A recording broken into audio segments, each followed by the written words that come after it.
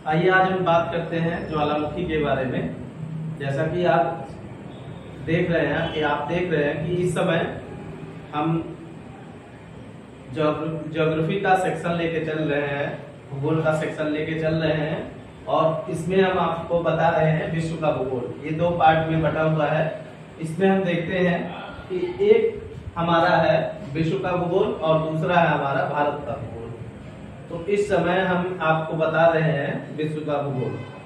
विश्व के भूगोल में बहुत सारी चीजें हमने चर्चा कर लिया है, क्लास में बात हो चुकी है। अब उसमें जो सेक्शन चल रहा है स्थल मंडल लिथोस्फीयर के बारे में हम बता रहे हैं। और स्थल मंडल में उसमें भी हम आगे चल गए हैं ज्वालामुखी के पास। ठीक है, ज्वालामुखी इसको हम बोलते हैं वॉल्केनो। वॉल्केनो के बारे में हमने आपसे चर्चा किया था कि वॉल्केनो क्या होता है। और वॉल्केनो में हम देखते हैं कि जो पृथ्वी के सतह पर दरार या छेद होता है और उसके द्वारा लावा, मैग्मा, जलवाष्प आदि ये सब कण जो है बाहर निकलते हैं, तो उसी को हम ज्वालामुखी या वॉल्केनो कहते हैं।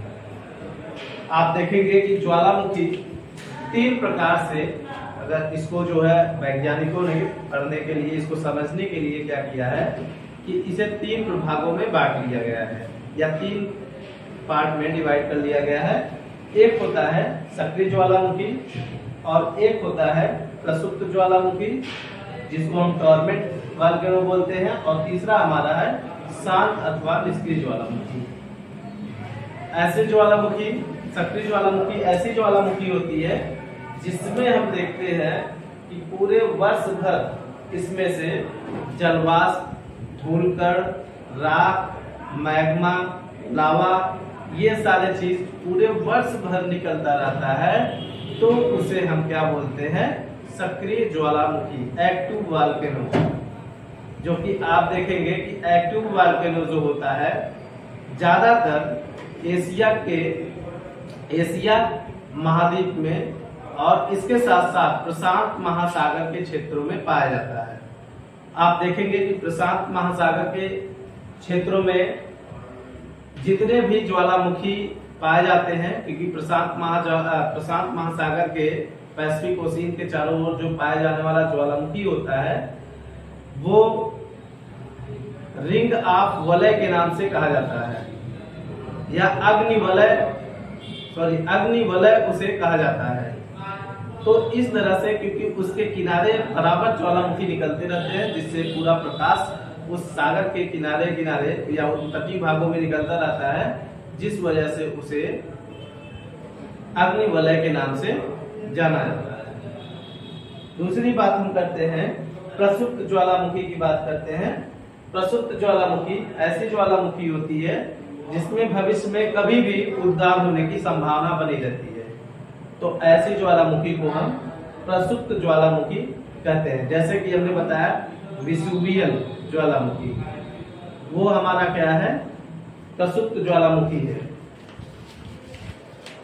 इसी तरह से अगर हम बात करते हैं शांत अथवा निष्क्रिय ज्वालामुखी की बात करते हैं, तो ऐसे ज्वालामुखी जो होते हैं जिसमें अब ज्वालामुखी विस्फोट होने की कोई संभावना नहीं रहती है, तो ऐसे को शांत अथवा निष्क्रिय ज्वालामुखी कहते हैं।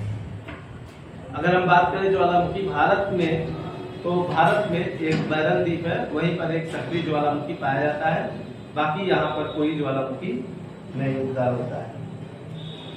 तो इस तरह से हमारा ये ज्वालामुखी का चैप्टर है और ज्वालामुखी सेक्शन चल रहा था। अब आगे हम बात करेंगे, अगला जो हमारा टॉपिक होगा अर्थक्वेक अथवा भूकंप। और एक चीज महत्वपूर्ण सूचना हम बता दें कि अभी देखिए एसएससी जीडी का न्यू बैच स्टार्ट होने वाला है। एसएससी जीडी और यूपीटी का जो हमारा न्यू बैच स्टार्ट होने वाला है, ये हमारा न्यू बैच स्टार्ट होगा ओपी टावर महाराष्ट्र बैंक में, जो आजमगढ़ रोड पर स्थित है। तो ये न्यू बैच स्टार्ट होगा और जो भी बच्चे एसएससी जीडी अथवा यूपीटी का न्यू बैच ज्वाइन करना चाहते हैं वो हमारे न्यू बैच को ज्वाइन कर सकते हैं। इसके साथ साथ हमारी अब जो लाइब्रेरी है वो आजमगढ़ रोड पर स्थित जो ओपी टावर है महाराष्ट्र बैंक के ऊपर, वहाँ पर हमारी लाइब्रेरी शिफ्ट हो रही है, काम भी चल रहा है, बस जल्दी वो तैयार हो जाएगा। और कंप्यूटर क्लास भी वहाँ पर रहेगा, यहाँ भी रहेगा, तो सारी चीजें जो है चलेगी क्लासेस। तो विशेष सूचना यही था कि आप लोग अगर कोई भी एसएससी जीडी का और यूपीपी का नया बैच ज्वाइन करना चाहता है, वो बच्चा ज्वाइन कर सकता है, उसका मैं नया बैच स्टार्ट करने वाला हूँ।